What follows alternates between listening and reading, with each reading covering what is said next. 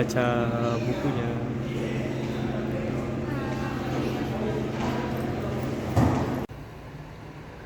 Ngambil santai makan kuaci, makannya di atas meja.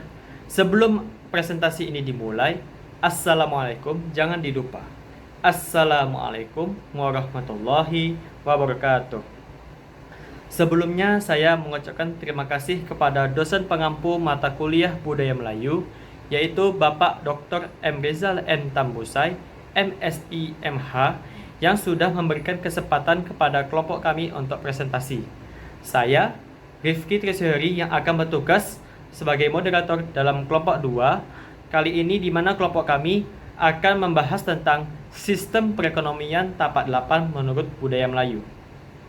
Tentunya, pada kesempatan kali ini, saya tidak sendiri, karena saya akan ditemani oleh rekan-rekan saya, yaitu Amanda, Uci, dan Nia, yang akan nantinya juga akan ikut mempresentasikannya. Baiklah, langsung saja kita masuk ke pembahasan materi kita, yaitu sistem perekonomian tapak 8 menurut budaya Melayu. Menurut Muhammad Jais dalam Jurnal Pendidikan Luar Sekolah, tapak 8 merupakan salah satu kearifan lokal yang berasal dari nenek moyang masyarakat Melayu, yang mana mereka mempercayai jika menerapkan tapak 8, maka kebutuhan keluarganya akan terpenuhi. Tapak 8 merupakan tapak atau tempat berpijak mata pencaharian tradisional untuk mencari penghidupan. Tapak 8 itu ialah beladang, berkebun, berternak, baniro, bapakarangan, mendulang, bertukang, dan berniaga. Masyarakat Melayu percaya dengan menjalankan tapak 8 bisa terhindar dari bangkrut dan kemiskinan. Hal ini dikarenakan jika salah satu pekerjaan kandas, maka ia bisa pindah ke pekerjaan lain dalam sistem tapak 8. Oleh sebab itu, orang Melayu tidak akrab dengan kata rajin, pandai dalam satu bidang, tetapi mengenal kata tangkas, yaitu mahir dalam beberapa pekerjaan. Konsep rajin pada orang Melayu bukanlah fokus pada satu bidang kerja, tapi selang-seling pekerjaan yang saling menyambung dalam sistem tapak 8. Baiklah, kita akan masuk ke tapak pertama, yaitu berladang. Dikutip dari buku Hubungan Antar Suku Bangsa di Pangkal Pinang oleh Eva Warni dan Sita, Melayu merupakan salah satu suku bangsa di Indonesia. Orang Melayu mempunyai tata cara tersendiri dalam berladang, yaitu tradisi batobo. Batobo atau tobo mempunyai arti berkelompok atau bersama-sama. Tradisi ini dilakukan seperti arisan tani ketika mengolah tanah pertanian. Cara mempraktikkan batobo yaitu bersama-sama dan bergiliran di antara anggota batobo. Pasalnya, dalam tradisi ini, prinsip kekeluargaan dan kebersamaan dijunjung tinggi. Walaupun demikian, tradisi ini terbatas pada pengelolaan lahan serta pada hasil pertanian.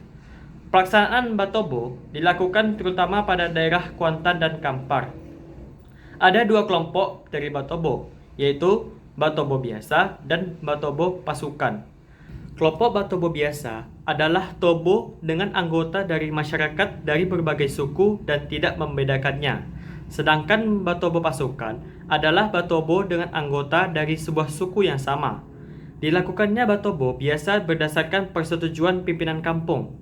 Sedangkan batobo persukuan harus mengantongi persetujuan ninik mamak di dalam suku yang berkaitan.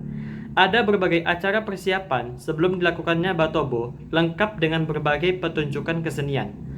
Persiapan yang disediakan yaitu makanan yang biasanya disediakan ketika aktivitas komunal, misalnya bubur beras, lemang, dodol, pulut, wajik, dan kue talam.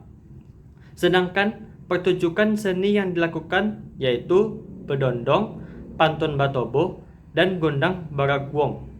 Menurut legenda, mulanya batobo dilakukan kaum wanita.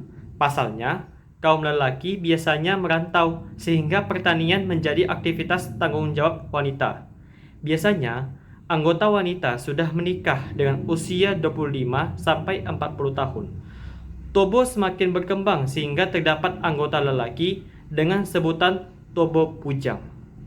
Baiklah, kemudian kita akan masuk ke tapak kedua, yaitu berkebun. Menurut Rudi Haryanto dalam Jurnal Dakwah dan Pemberdayaan Masyarakat, berkebun merupakan kegiatan bercocok tanam yang dilakukan oleh masyarakat Melayu untuk memenuhi kebutuhan hidup. Tanaman yang ditanam berupa padi, jagung, sayur mayur, kelapa, cengkeh, sagu, durian, karet, dan masih banyak lagi. Tanaman yang ditanam ini direncanakan berdasarkan dua jenis tanaman utama. Pertama, jenis tanaman muda, di mana hasilnya dapat dipanen dalam jangka waktu cepat dan habisnya pun cepat. Contohnya seperti padi, jagung, segala jenis sayur mayur, ubi kayu, ubi jalar, dan masih banyak lagi.